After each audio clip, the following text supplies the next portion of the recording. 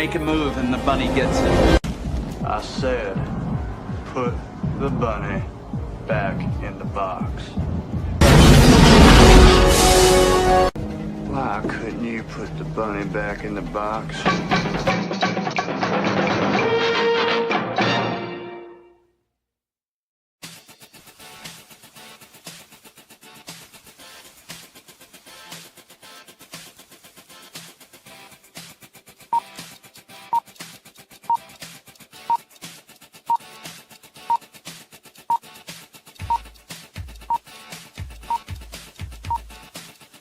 It's showtime. Roar. Roar. Colonel Ironsides here. 200 years I stood in the gap, fighting those who would harm my country. It was my honor, my sacred duty, so help me God. 9 times they took my life. 9 times I stood back up and made them pay. The freedom fighter and I could handle anything, but someone betrayed me. I was ambushed, made mortal, rendered powerless, and retired. They passed an amendment and made me a civilian before I left the hospital. For 50 years I watched my country change. Watched this work while erasing me from history. The day I quit my job, I powered up and discovered they lied about that too. I'll remind them of freedom. I'll remind them of duty. I'll remind them of their oaths and who they serve. I'll remind them while I'm shoving it down their throats.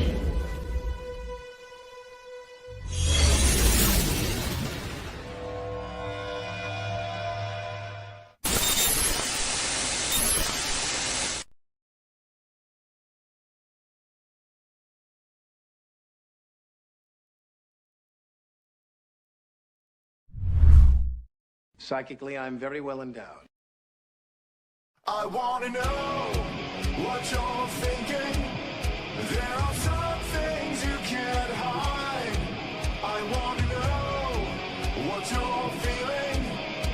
Tell me what's on your mind.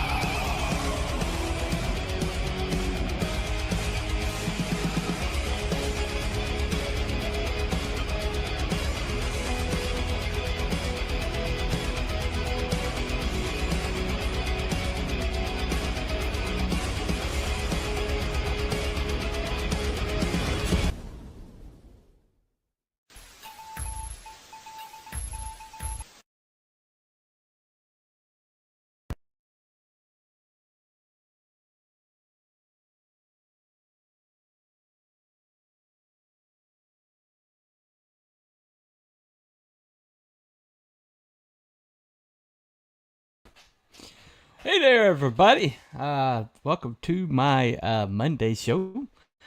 The bunny is thinking about. Today, I'm thinking about this series right here. It's called the Grimnoire Chronicles. Now, this is written by Larry Correa. I have mentioned Mr. Correa multiple times.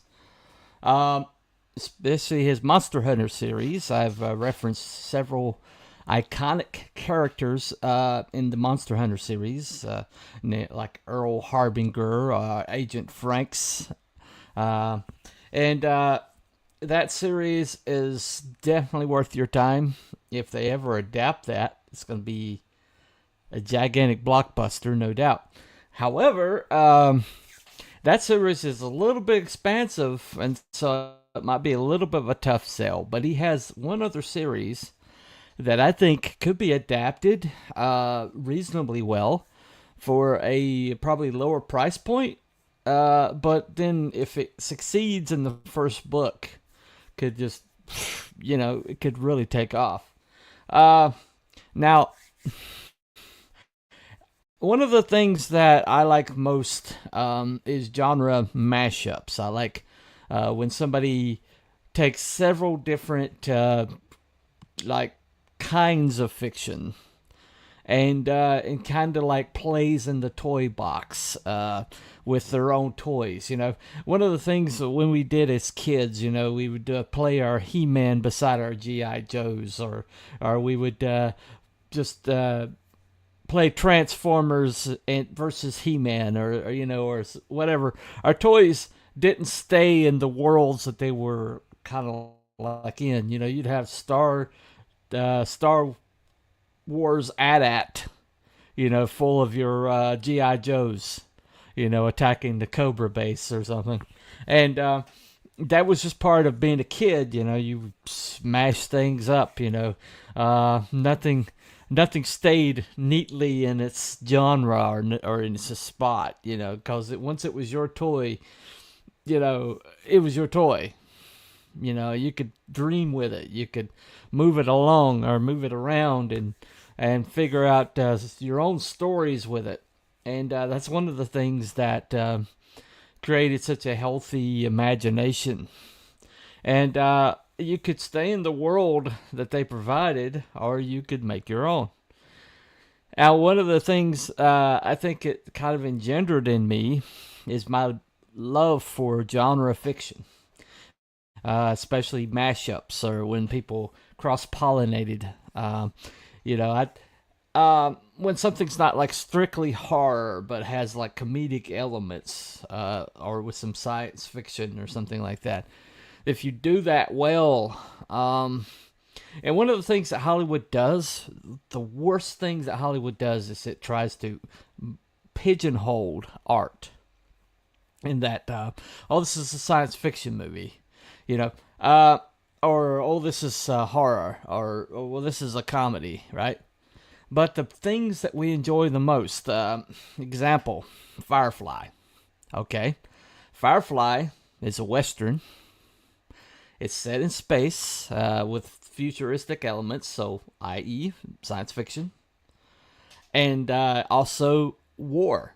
Because these are war veterans that survived a civil war and lost. This is kind of like the Confederacy.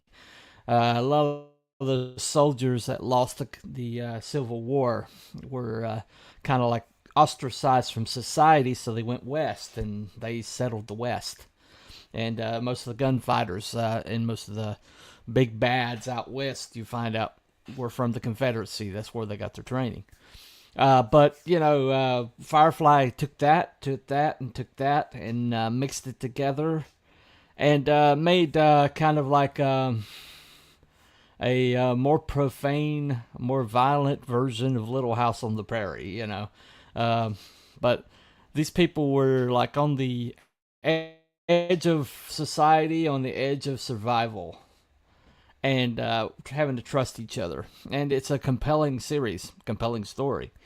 But it's got the Western tropes, and they're very familiar, mixed with science fiction tropes, along with the war veteran epics, war veteran out of time kind of thing, which is a really one of our favorite characters are war veterans being forced back into violence or something like that. Now, Firefly is a good example of genre mashup fiction that works. Got a friend of mine that was asking if he should watch those that television series the other day, and we're all like, yes!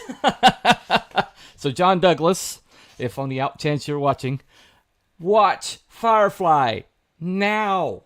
Get it. Jeez. Come on, man. Anyway, well, one of my favorite genre fiction mashups of the recent years is a Larry Correa's Monster Hunter International series.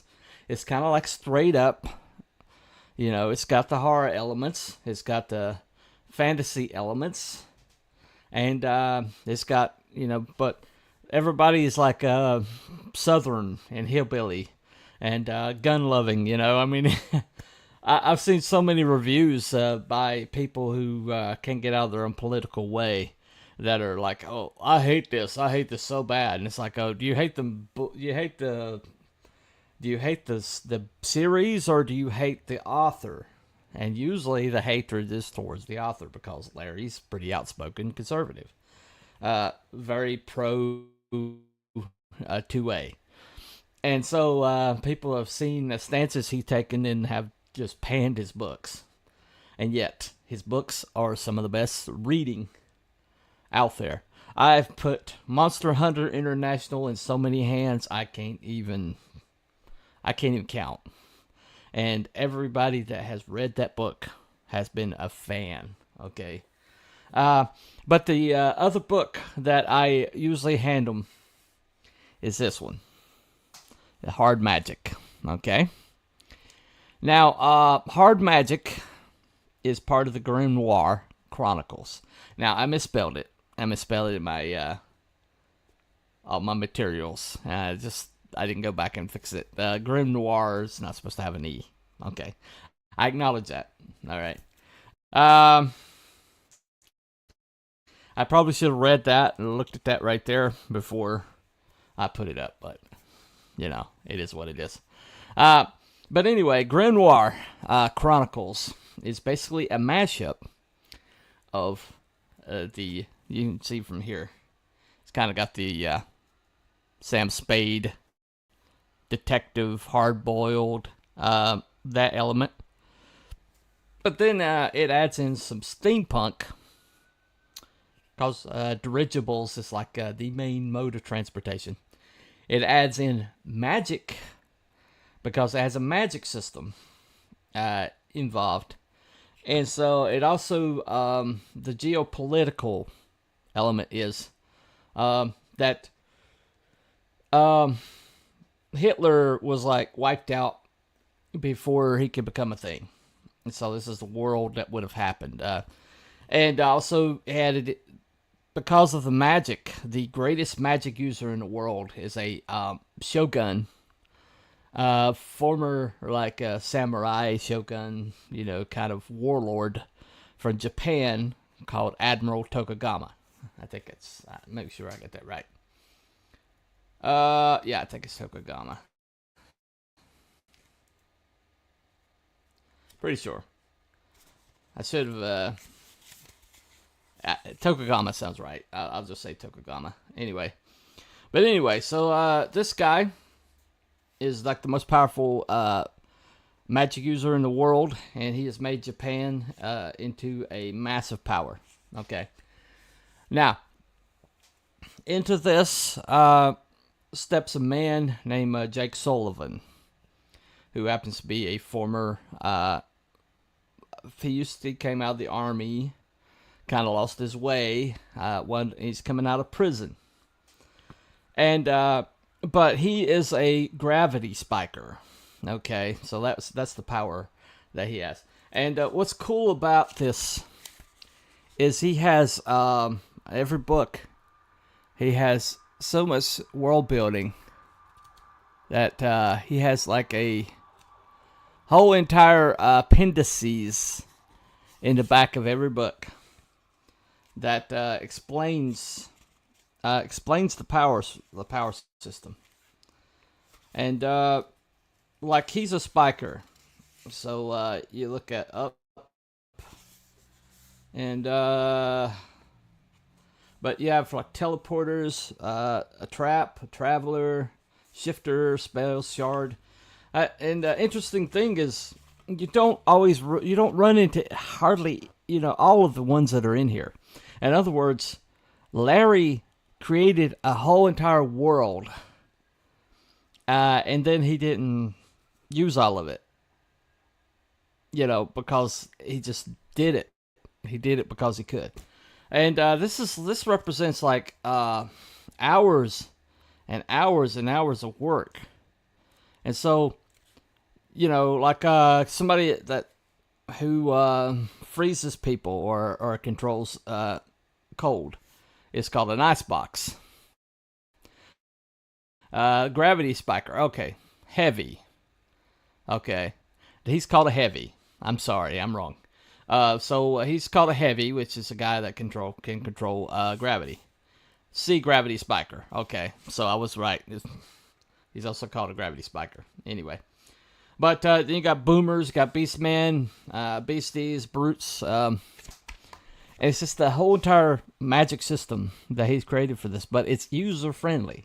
It's very user-friendly. And so the thing that I love, if I read a book and somebody has spent so much time creating a world around not only what you see, but, kind of things that you might not see. And the reason why, it's the difference between leading somebody into a museum and they have to stay behind the ropes, and taking somebody somewhere and cutting them loose and let them explore themselves. What's going to be more impactful? The carefully curated, don't go behind, don't check behind the ropes, don't look too closely at the exhibits, stay where we tell you to, and this is the information that's available. Or the person that says, explore yourself, you can take the tour, but it's free and open for everybody to check it out. And so you can explore yourself, you can learn things yourself. And I always gravitate to people who have that level of world building. Okay. Now, in this one, Jack gets involved with a friend of his who happens to be a powerful woman named Delilah Jones. And she's part of a group of the people that are kind of the muscles of this world. So this sweet little looking lady can lift up a car and throw it at you. So, Delilah's something else. But they run across a young girl named Faye. Now, Faye's going to be like the most important character in all three books. Faye Vieira. You'll talk about girl boss. Faye is something else. Faye is incredible. But so this first book, I'm not going to spoil it for you, but they basically go up against Admiral Tokugama. And because he's kind of like pushing things forward, he wants to take over the world. He seems to be in a hurry. They don't really know why. But he is making like a lot of moves that don't make a lot of sense. And so they have to go up against him and thwart him, or he's going to take over the world. And so they basically have to take him out. And so that's the first book, Hard Magic, okay? And so you're like, all right, you took out the big bad. The whole entire series, it seems. So where do you go from there, right? Well, in this book here, Spellbound, all right? In this one, you find out that somebody is calling from beyond. Somebody is calling on a spirit phone. He's calling Jake Sullivan.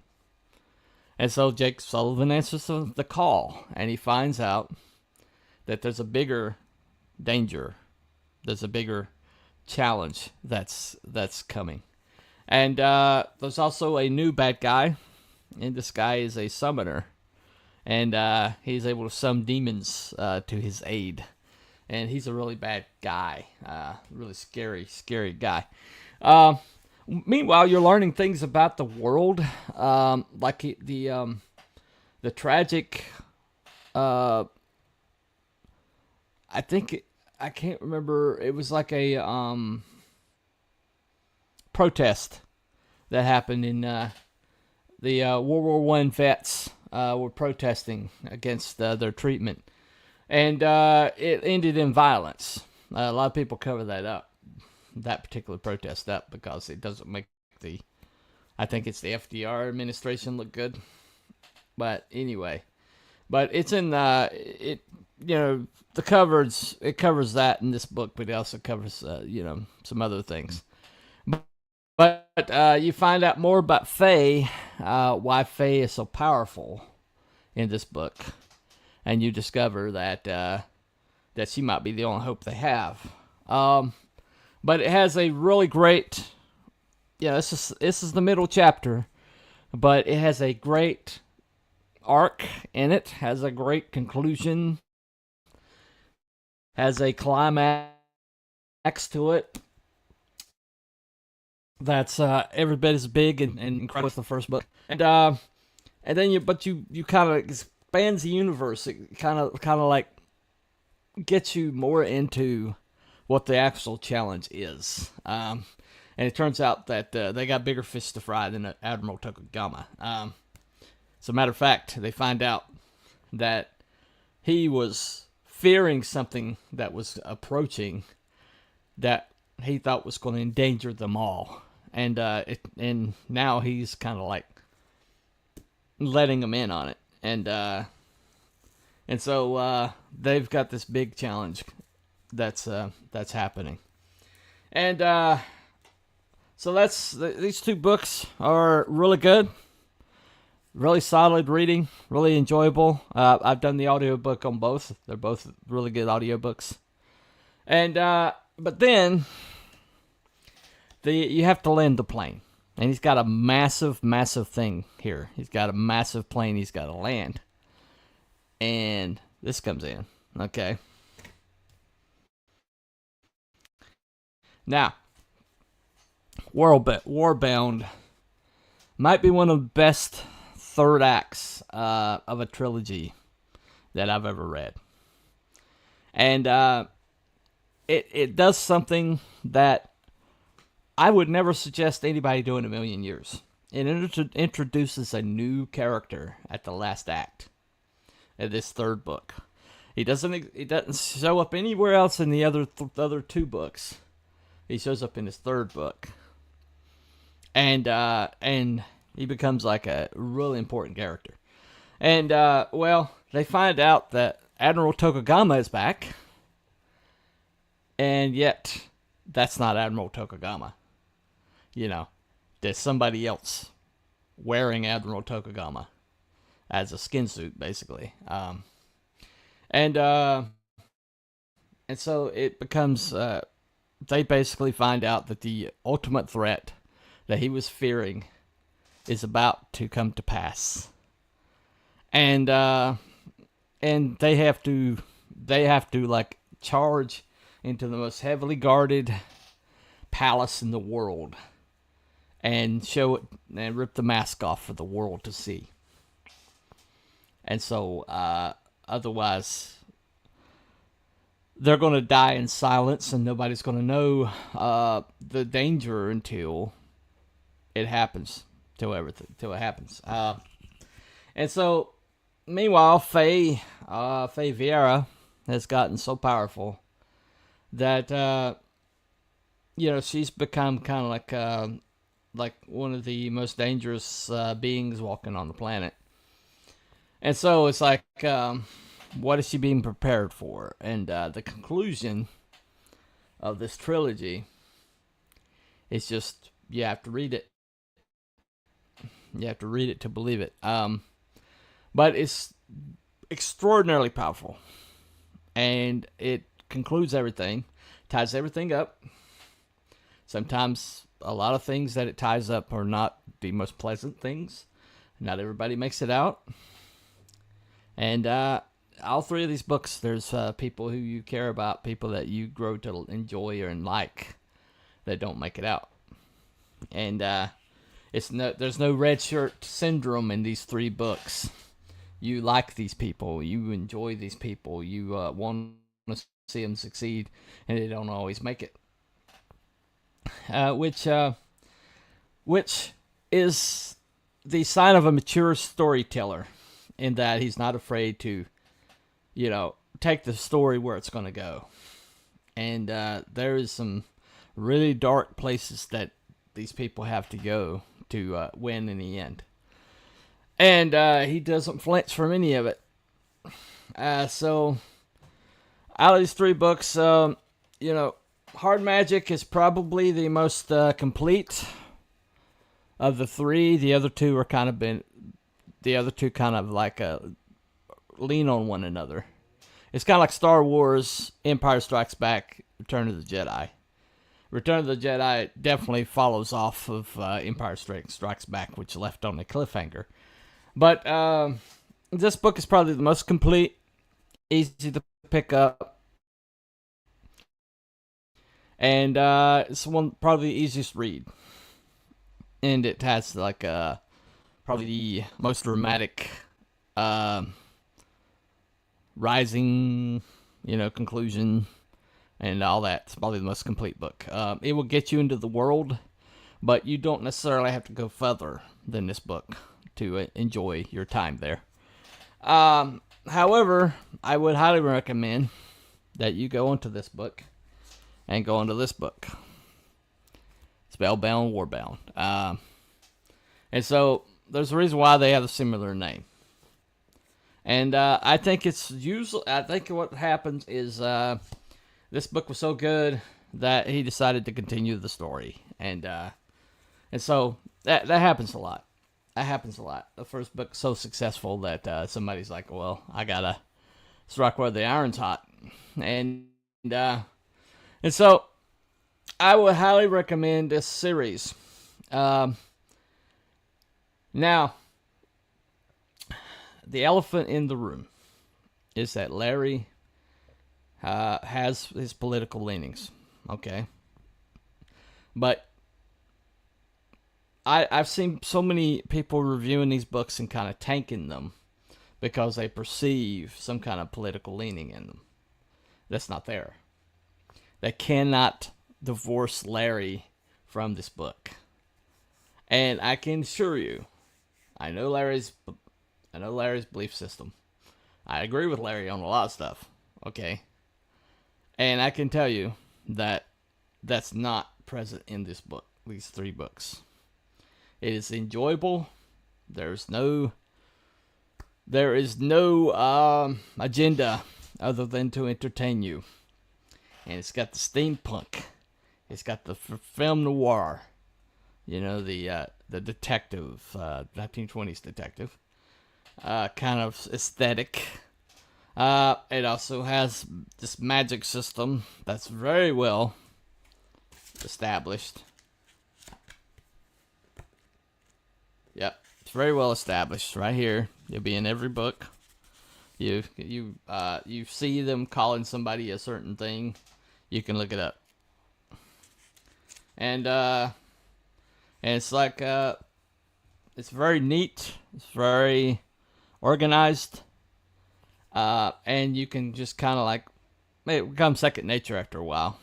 It doesn't overcomplicate it. It just enhances it. And it's also got some science fiction. And maybe even some Cthulhu mythos elements. I detected some Cthulhu mythos in it. But it's not, especially the 3rd book. The 2nd and 3rd book have a lot of Cthulhu mythos in it. If you don't know what that is, that's H.P. Lovecraft. But it's like a touch of it. It's not like a main focus, but you can definitely see the elements in it. But it's just a great book series written by a guy who only wants to entertain you. And that is so rare these days. And I can't recommend it highly enough. So thank you all for coming. Those who are going to watch this later, maybe even Larry. Larry retweeted my post earlier. So he pays attention. Anyway. So, yeah, high recommend for me. Bunny recommend. All 3 books are 6 carat books. The whole series is a 6 carat series. And just if you want a trilogy, you want a series to read that are bangers from start to finish, and it's complete arc. There's 3 short stories that I've read from this series later on. They kind of like move it forward a little bit, but you can tell other short stories. There's really not much doesn't you can go without reading these 3 short stories. They're available though if you want to read more. Anyway, so that's been Cooper from Telepathic Bunny Comics. Y'all have a very good night. Follow White Rabbit. Bye, everybody.